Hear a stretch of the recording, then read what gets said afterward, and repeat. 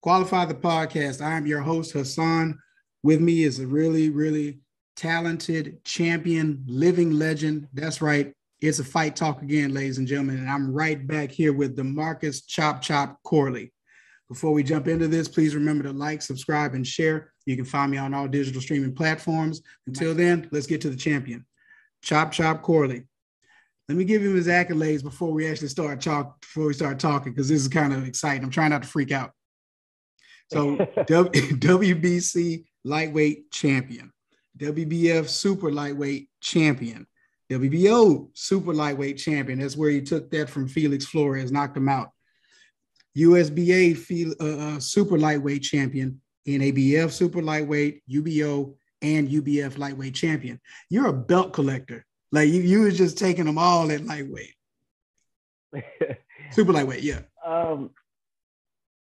I love to fight, man. I got into boxing just to win trophies. And in 1995, they went from giving out the big trophy to putting the belt around the boxer's waist.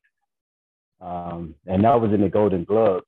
And when I received my first belt, it just opened my eyes to like, you really can do this. You can become a world champion. Yeah. Yeah. So actually, I wanted to talk about that too. So your amateur record was 119. So, almost 120 fights, 100 wins, 19, losses.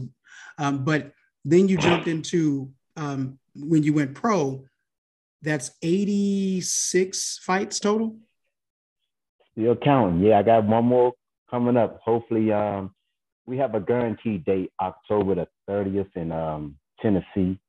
Which we haven't released yet, but that's the next guaranteed date, locked and solid. But we're trying to fight before then. Okay. So, all right. So at any time you step back into it, though, that's effectively your return into boxing, right? Because you've been on a small break. Yeah. Okay, cool. So out of 86 fights, 28 KOs and 1 draw. Yep. That's impressive. You're trying to do 100 fights. Forget them losses. You can't forget them losses, because I've been through some wars, man. I got 33 losses. And 33 like, God, he got so many losses. I fought everybody. You fought everybody in your lane. If it was in your swim lane, no matter what class that was, you fought everybody. You didn't stop. And that's what we respect the most. When you start talking about the 90s fighters, when you start talking about the early 2000 fighters, to me, there's something that goes along with that it's not about selling tickets. It was about being the best. I talked with Reggie Johnson about this a lot, actually, when we started to really talk about fighters of a certain era. If you fight everybody that's there, and you did, I mean, we're talking about notable fighters: Zab Judah, Mayweather, Cotto, Devin Alexander, Ruslan Provodinkov, right? Like, we're looking at, those are wars. I was looking at them like, these are wars. You know what I mean? You're really going at it. So I mean, yeah, you can't forget the losses, but I would rather you speak about those than me being that goofy press guy talking about all of those things that may not be the right. You know what I'm saying? So are you still really in the pursuit of doing 100 fights? I thought about doing 100 fights, but I don't think the commissioners will allow me to do it. Okay. I'm already getting feedback from the commissioner in Philadelphia, and I'm asking her, what is the problem if I'm passing all my medicals? If the doctor cleared me to fight, why you have something to say about, oh, he had too many fights? I don't abuse my body. Mm-hmm. I'm still able to get out there and perform and make these young fighters look bad. And if I don't clip them, I know what they're going to do. They're going to give them the decision. Yeah. So when you're in the upcoming fights, what weight class are we going to be in?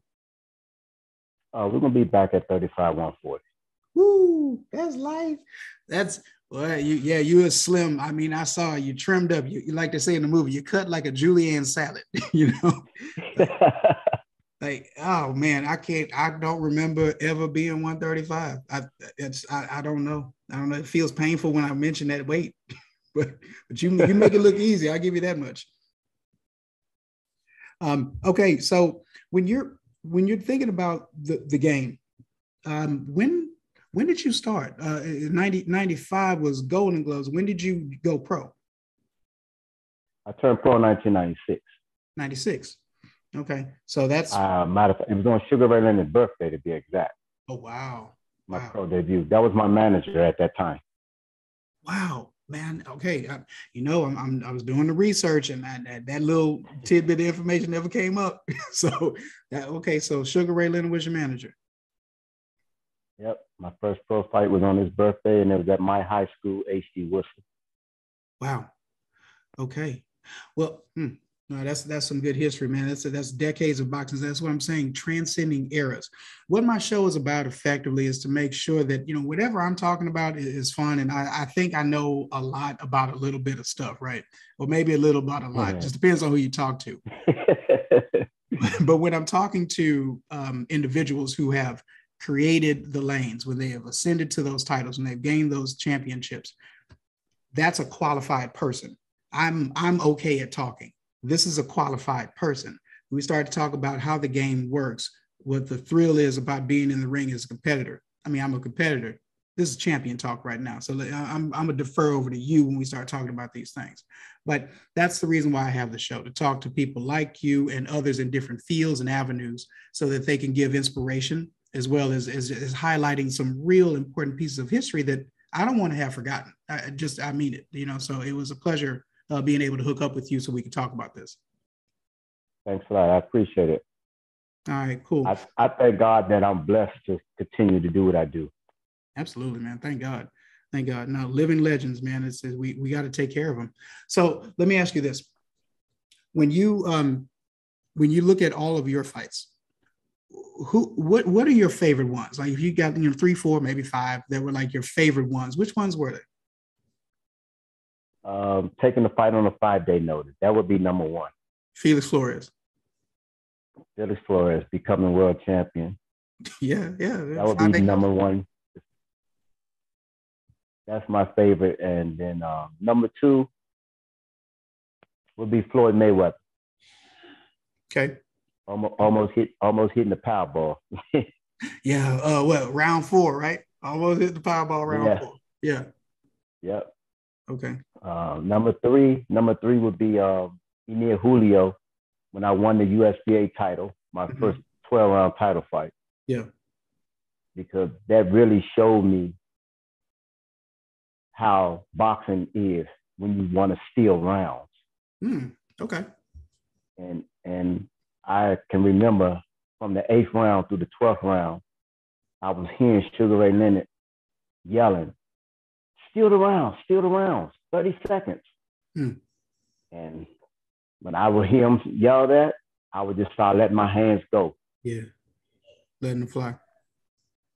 Okay. Yep. Marcos Madonna would be number 4. Yeah. When I went to Argentina and I boxed him beautiful, but didn't get the decision. Okay. Yeah. Number 5 will be Freddy Hernandez when he dropped that right hand on me. On Showtime. I went down. It was in the 5th round. It was scheduled for 10. It was at welterweight. I could have got up, but I said, nah, I got 5 more rounds to go. He might catch me again. Oh, wow. Yeah. You had a realization, huh? Oh, I when I'm in there, I'm thinking. Yeah.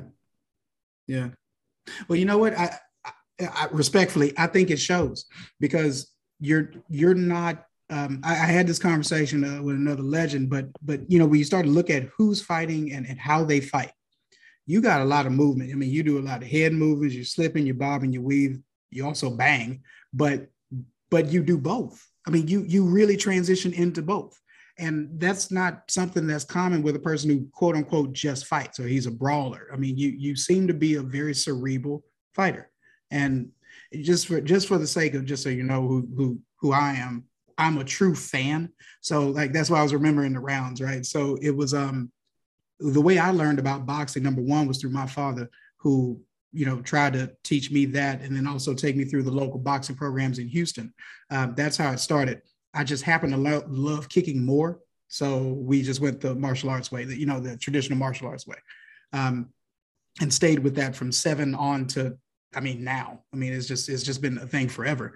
But my father used to always stop me from doing homework. He would stop me from studying. He said, "Hey, come watch these fights with me." You know, so we would just always watch the fights. I remember seeing the Mayweather fight with you. I remember the Maidana fight, Ruslan Provodinkov fight. Like we saw those, you know. So I was to bridge this now, and my father's not with me anymore, but to bridge this now is like I can feel the hairs raising up. You know what I mean? It's like I looked at a picture of him the other day. I said, I'm about to talk to Demarcus Chop Corley tomorrow. I said, all right, cool. So now, you know, it's bringing it all together 360. Thank you for letting me know about your favorite fights. I don't necessarily do the favorite things because I kind of just like really good fights, you know, whatever that may be, you know, like Tyson's really good fight isn't the same as your respectfully really good fight because they are in 2 different formats, right? But those are really good ones, I mean, especially the Mayweather. Maybe the Zab Judah fight was also an impressive one as well because, you know, because of his hand speed, you know, and how you kind of work to get around that. He was fast. He had the fastest hands back then that I ever saw. He was faster than Mayweather, but Mayweather was quicker when it came to combination. Okay. Zab got the fastest 1-2 I ever seen come out of the pocket. Yeah. Yeah. And that was 2 southpaws against each other too. So that's another thing, you know? Yeah. Yeah.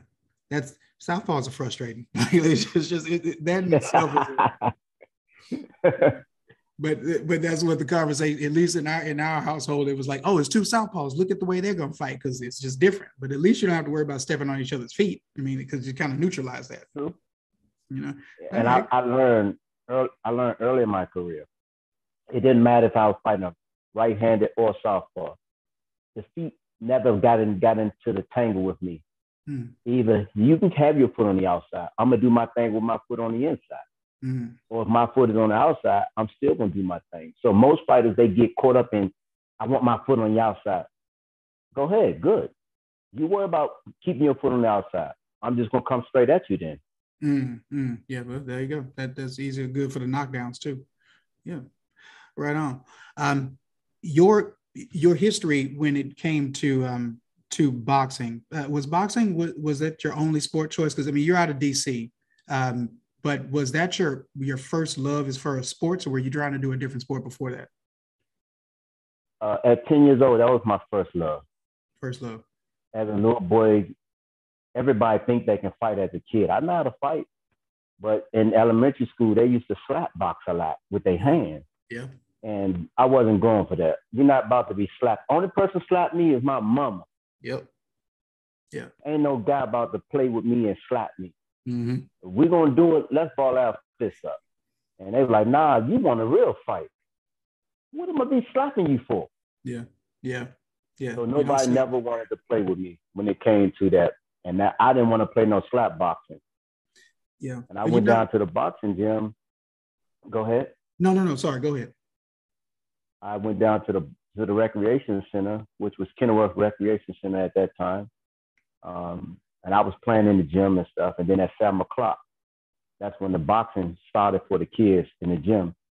And basketball would be over with. I didn't play basketball anyway, but I'd see them shooting ball. But at 7, a group of kids would get in there and start exercising. And there was a coach in there, and he was instructing them doing their exercises in shadow boxing, jump rope. And I would look in the door, and I would walk in and look, go back out. So I was doing it like every other day, walking, checking everybody out while they was practicing.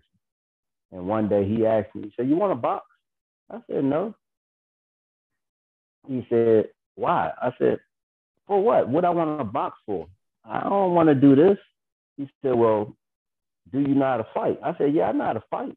He said, well, boxing is a sport. It's not just about fighting.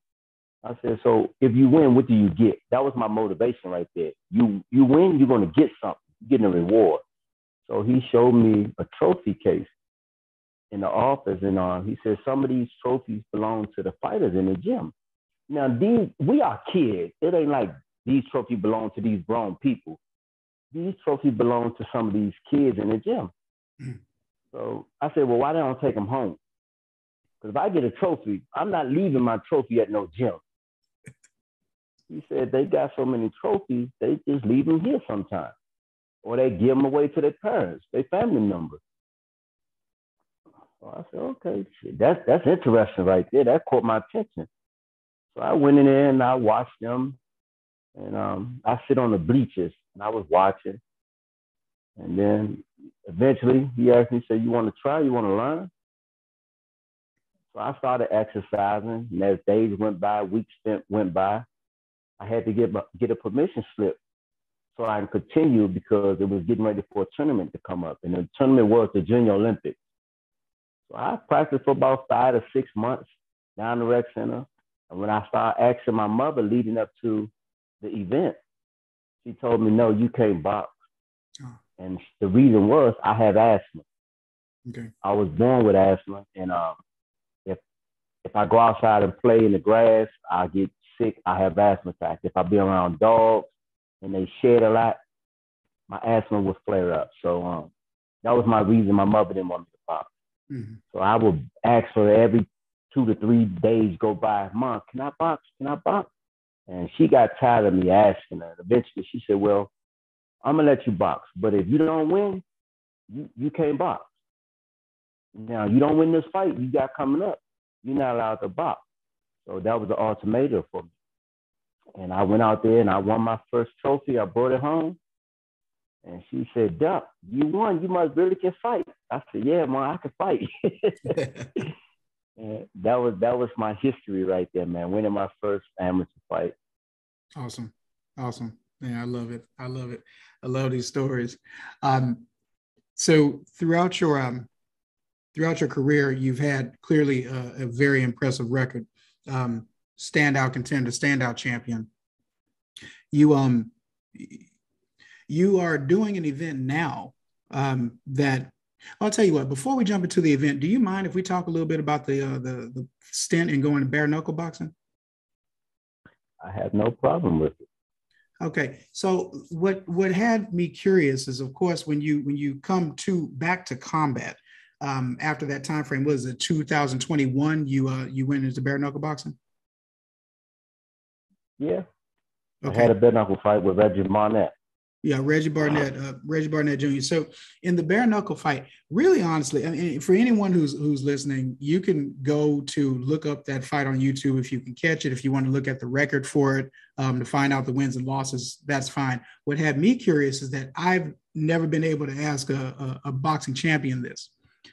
Is there a difference in the process of training, moving from a 10-ounce glove setup to a bare knuckle setup in terms of your training process? Because I mean, effectively, you're not really hitting the same way. There's a difference in training, and the difference is you have to train your hands for contact with nothing on it. Yeah. So there's 2 boards that we have at one of the gyms I was training at to strengthen up my knuckles, and it took me about 3 to 4 weeks to beat the board up, and I would beat it where my skin was tearing off my hands. Yeah. So I got used to it, so I wasn't worried about me hurting my hands in a fight. Other than that, that's the most important thing. You want to strengthen your hands and get ready for contact because you're going to get hit. Yeah. And you don't have gloves on. You're going to get hit with bare knuckles. Yeah. Which I didn't mind because I love to fight. And I grew up fighting before I started boxing. That's something I didn't mind doing, right, was having a fist fight. Yeah. So when I was thinking about this, right, to me, from a media side, as well as just an experience with combat sports, the silly question would be to ask someone who can fight, is that like boxing, or is it like a real fight? Well, no, it's like a real fight because you have nothing covering your knuckles. You're just covering up your hand, like in the metacarpal, not the fist. Mm-hmm. So yeah, it's like a real street fight. I mean, that's obvious because you're not going to go run home and grab your gloves to go fight in the street. You don't have time. So that much is clear. But the training of it, to me, always seemed very similar to martial arts because that's an empty-handed form. We used to hit boards. My instructor used to make us do push-ups on cobblestone, like knuckle push-ups on cobblestone, strengthen up our fists. There's a couple of, the Eastern philosophy hand strengthening styles as well, but hidden boards and push-ups on cobblestone, always on the knuckles, never on the fingertips or hands. Those were our steady, normal things. And I'm glad you said it because now it kind of tied it together for me. So that's really cool. The other question I had though is that when you really because you're a cerebral fighter, when you're really thinking about when you're playing this out in your mind, and the glove, excuse me, and the glove is 10 ounces, and it has a different area of coverage where you're covering your face. Do you think to open your hand, or are you just kind of like blocking with your fist? Like how did you do that?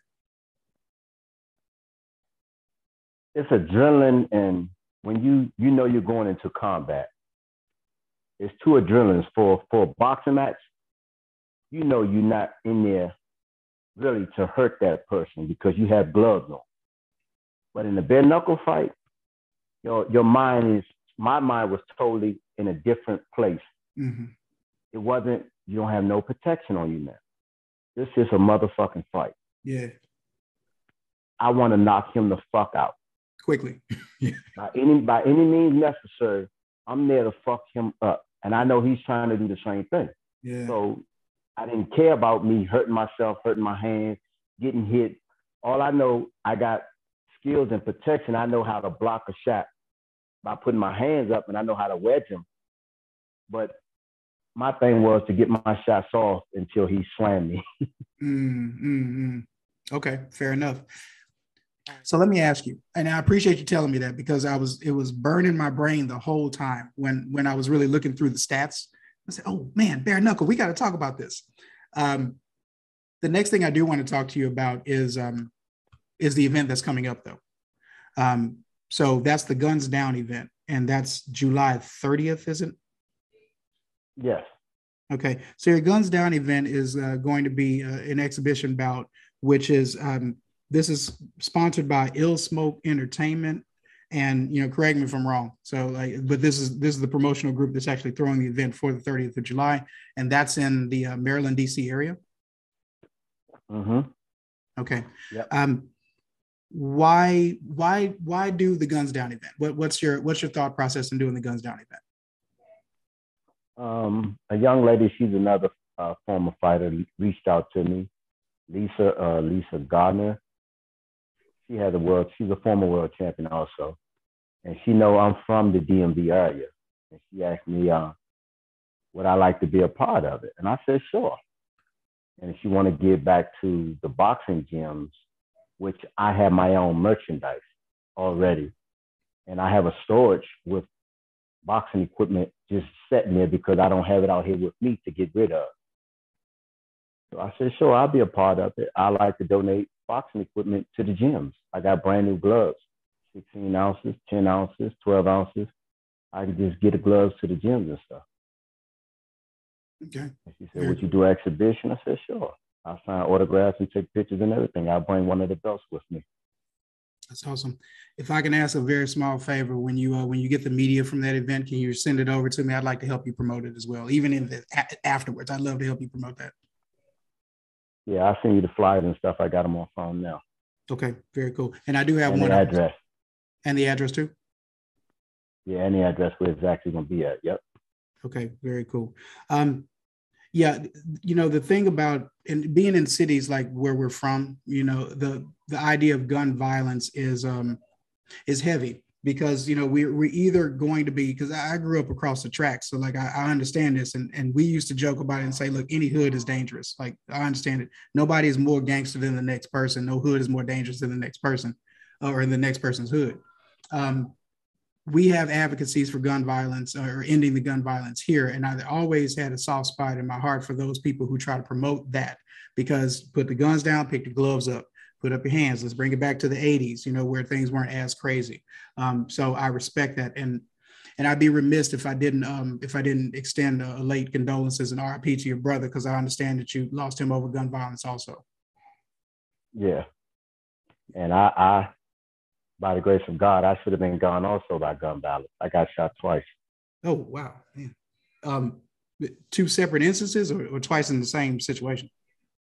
No, I had a dream about my gun violence shooting. I dreamt it on Tuesday. Then I told the people in the gym about it Wednesday. And then Wednesday night, I get shot in the shootout. Ooh. That's a premonition. It's crazy. Yeah, premonition, yeah. That's crazy. Well, by grace of God, you're still here. Well, listen, these things that I've seen of you, right? Just looking at you from the highlight reels, of course, and watching you on fights, I think that's amazing. For me, having conversations with you before this recording, and even now having this recording, it lets me understand who you are as a person, as a man, as a family man, right? And I just want to give you my respect publicly about that. I think that's an amazing thing that we're still able to fight through adverse conditions, still keep our heads down, hands up, just to make sure that we can still make it through this thing called life. So I appreciate your time for this. Family's important. Your training's important. Your cooking's important. You have a cooking thing that you're doing as well. What's this in the kitchen with chopping? Say what it's called. Chop Kitchen. Chop Kitchen. There it is. Chop Kitchen. Yeah. So there's a lot to be said about that. But you've had an incredible legacy in combat sports, and I wish you luck in the next things that you do. I'm sure I'll be looking for your return. Just drop a line when it is so I can start looking for it, whether it be October or sooner. I will do. Okay, I do appreciate it. I'm gonna post this in the fields, in the comment fields, but can you let everybody know where to find you on Instagram, please? Demarcus Corley 2019. Chop in the Kitchen on Instagram. Little Chop, which is my son. He has an Instagram that I'm running for him right now. Wow. Which is little_Chop. And my Facebook, Demarcus Corley. Awesome. I'll make sure all those contacts are there in the listing, in the comments and description fields. Okay. Well, again, people, you know where to find me. You can find me on all streaming platforms as well as YouTube under Qualified, the podcast, or you can look for QLAFD trademark logo. You see it in the back. Until then, take care of yourselves. Take care of one another. Be well. We'll talk to you soon.